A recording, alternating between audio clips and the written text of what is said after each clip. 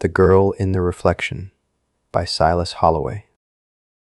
The email arrived on a Tuesday morning, buried between subscription renewals and pharmaceutical spam. The subject line read simply, "My daughter talks to mirrors." In my line of work, that's the kind of thing that makes you pause mid-coffee. Mr. Holloway, my name is Rachel Moreno. I'm a third grade teacher in Park Slope, Brooklyn. I've been reading your blog for a few months now, and I never thought I'd be writing to you, but I don't know where else to turn. My daughter Leela is 7 years old.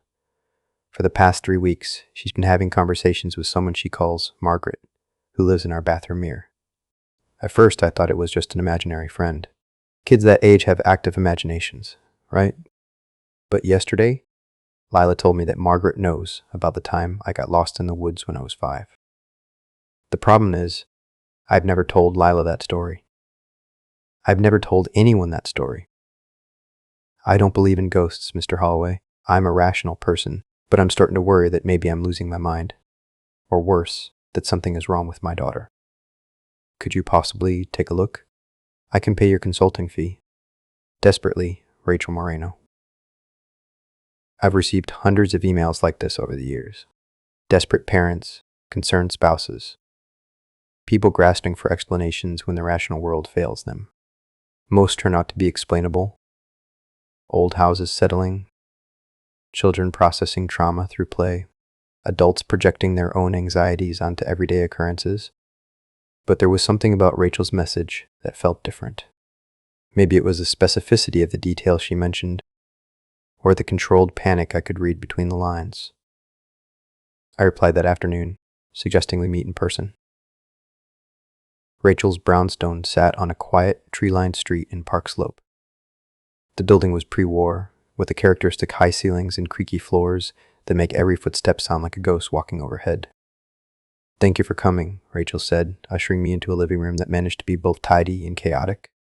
Toys organized in bins, but papers scattered across the coffee table, a half-finished puzzle dominating the dining table.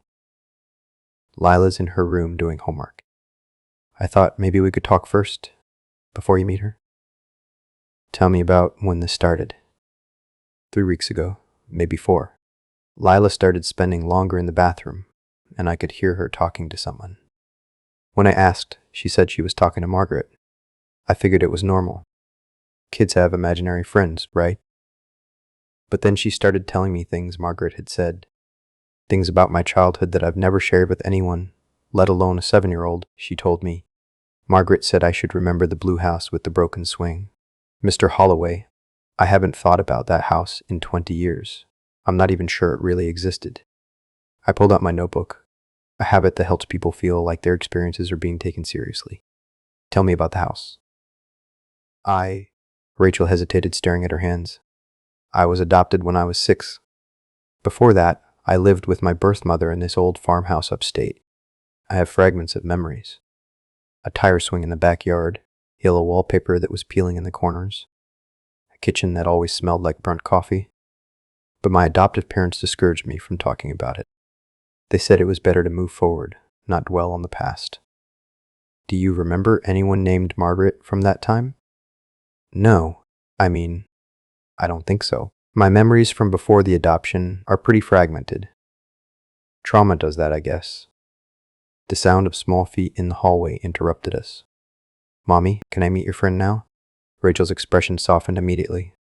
"Come here, sweetheart. This is Mr. Holloway. He's here to learn about Margaret." Lila approached with the fearless curiosity that only 7-year-olds possess. She studied me with the same intensity I usually reserve for allegedly haunted locations. "Are you a ghost hunter?" she asked. "Something like that. Your mom tells me you have a friend named Margaret who lives in the mirror." "She doesn't live there," Mila corrected with the patience of a child explaining something obvious to a slow adult. "She's just stuck there. She's sad and cold, and she wants Mommy to remember her." "What does she look like?" "She's about my age. She has hair like mine but shorter, and she wears a blue dress with little white flowers on it. She knows lots of things about Mommy when she was little. She says they used to play together." Rachel had gone very still. "Lila, honey, I think you might be confused. I never knew anyone named Margaret." "But Margaret says you did. She says you forgot, but that doesn't mean she's not real." The matter-of-fact way Lila delivered this statement sent a chill down my spine. In my experience, children rarely lie about supernatural encounters. They lack the cultural context to create convincing fabrications.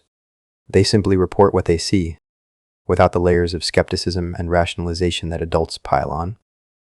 Would it be okay if I stayed for a while? I asked. Maybe I could meet Margaret too.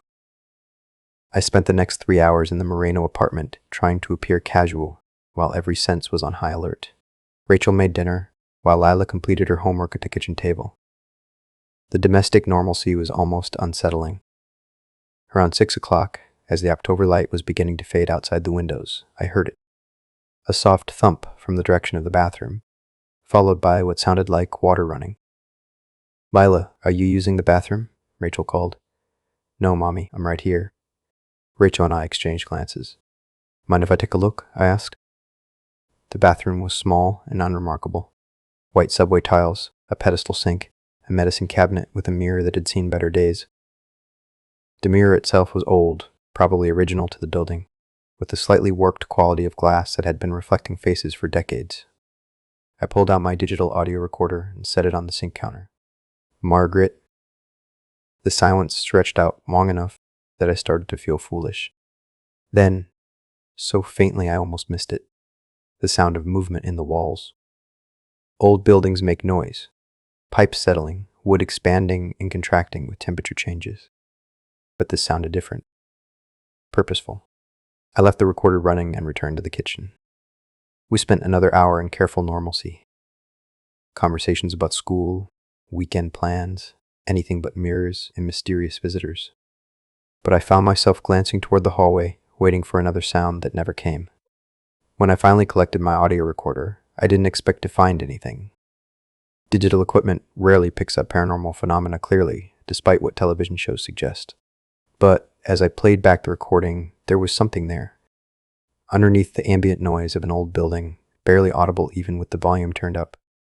A voice that sounded like a child. "You left me." The next morning, I drove to the New York Public Library's Research Division and spent 6 hours diving into records that most people never see.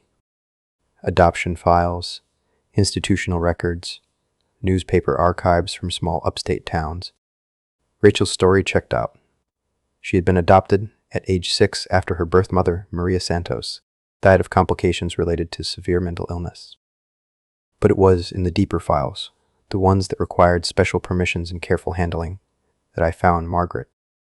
The death certificate was dated 51 years ago. Margaret Santos, age 10, cause of death listed as accidental drowning. The accompanying police report was brief but devastating. 2 sisters, Margaret and Maria, left alone in their family's farmhouse while their parents worked. Margaret had been found in the old well behind the house. Maria, who was 12 at the time, told police she had been inside doing chores and hadn't realized Margaret had wandered outside.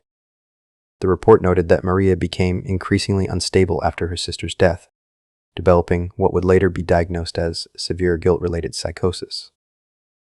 She never fully recovered. When she gave birth to Rachel 10 years later, she was already showing signs of the complete mental breakdown that would ultimately lead to her institutionalization. I stared at the faded photographs attached to the file. 2 dark-haired girls standing in front of a yellow farmhouse, a tire swing visible in the background. Margaret, the younger of the 2, wore a blue dress with small white flowers. Suddenly, Lila's description made perfect sense. I showed Rachel the documents I'd found, watching her face pale as she processed the information. "Margaret was my birth mother's sister," she said slowly. "My aunt. But how could I remember her? I wasn't even born when she died." "Children pick up more than we realize," I said. "Your mother was deeply traumatized by Margaret's death. It's possible she talked about her, or that the house itself held some kind of imprint. Young children are especially sensitive to that kind of residual energy." "So this is real?" "Margaret is real." "I think so, yes. The question is what she wants." As if summoned by our conversation, Lila appeared in the doorway. "Margaret wants to show Mommy something," she announced. "She says it's important." Rachel looked at me helplessly. "What does that mean?" "I think," I said carefully. We should find out. We stood in the bathroom doorway. The mirror reflected our faces. 2 anxious adults and 1 calm 7-year-old. Margaret, Lila called softly. We're here. The mirror began to fog, condensation forming deliberate patterns like faint letters. Lila tilted her head, listening. She says, Mommy forgot, because forgetting was easier. But Margaret never forgot. She's been waiting for someone to remember her. The fog cleared, and for a brief moment, I saw another reflection. A young girl in a blue dress standing behind Rachel. Rachel gasped. I remember. Maria used to talk to mirrors, said Margaret would visit her there. Children who died traumatically often try to reconnect with family, I said. Lila answered before Rachel could ask why. She wants Mommy to know it wasn't Maria's fault. Margaret just wants someone to remember that she was real and that she loved her sister. Here was a child reaching across death, not for revenge, but simply to be remembered and to absolve her sister of 30 years of guilt. What do we do? Rachel asked. We remember her properly, not as a ghost, but as a person who lived and mattered. The next afternoon, the 3 of us took the subway to Prospect Park. In my bag, I carried a small framed photograph I'd managed to have copied from the police files. Margaret Santos, at age 8, smiling at the camera with the gap-toothed grin of a child who had lost her front teeth. We found a quiet spot under an old oak tree, away from the joggers and dog walkers. Rachel had brought a small garden trowel, and Lila carried a bouquet of daisies she picked from a bodega display. We buried the photograph carefully, marking the spot with the flowers. Lila insisted on saying a few words. Margaret, this is your place now. Mommy remembers you, and I'll remember you too. You don't have to be sad anymore. You don't have to be stuck. A week later, I received an email update from Rachel. Mr. Holloway, I wanted to let you know that there have been no more incidents with the bathroom mirror. Lila says Margaret visited one more time on the night after we went to the park, but only to say goodbye. She seemed happy, Lila said, like she was going somewhere nice. I've been thinking a lot about what you said, about children picking up more than we realize. I called my adopted parents and asked them about Maria's stories. They admitted they knew about Margaret, about the guilt Maria carried, but they thought it was better if I didn't know. They were trying to protect me from a painful family history. But some stories need to be told, don't they? Even the sad ones. Especially the sad ones. Thank you for helping us remember. Rachel. Margaret Santos died at 10 years old, but she wasn't a victim or a tragedy. She was a little girl who loved her sister and wanted to be remembered. In the end, that's all any of us really want. To know that when we're gone, someone will remember that we were here, that we loved, and were loved in return. Sometimes, that's enough to set us free. If this sort of thing keeps you up at night, you might want to subscribe. There's always more buried in the archives. And if there's a story you're looking for, drop it in the comments.